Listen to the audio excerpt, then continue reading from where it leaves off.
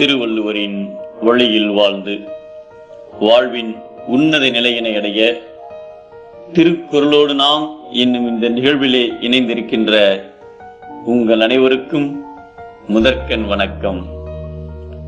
குறள் எண் 276, அதிகாரம் கூடா ஒழுக்கம். கந்தபுராணத்தில் கூறப்பட்ட ஒரு நிகழ்வு. தருமதத்தன் என்பவர் அரிபுரம் என்னும் ஊரில் வாழ்ந்த ஒரு செல்வந்தர். அவர் மிகவும் நல்லவர்.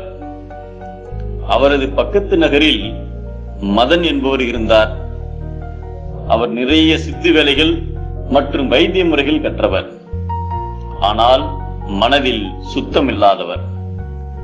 அதிகமாக பணத்தையும் செல்வத்தையும் பெற ஆசைப்பட்டார். அதற்காக துறவி வேடம் போட்டார். நேராக தர்மதத்தன் மாளிகைக்கு வந்தார். முனிவர் என வரவேற்று நன்கு உபசரித்தார் தர்மதத்தன்.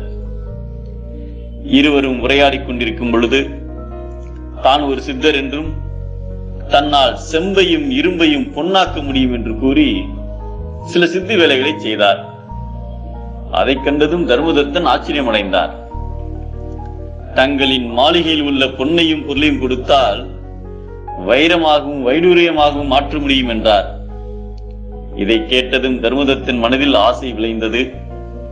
உழைக்காமல் செல்வம் சேர்க்க ஆசைப்பட்டார்.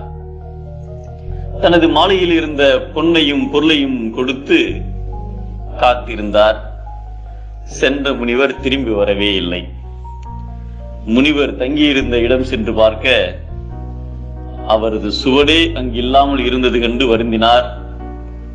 தனது தீய சகவாசத்தினை நொந்து இறந்தார்.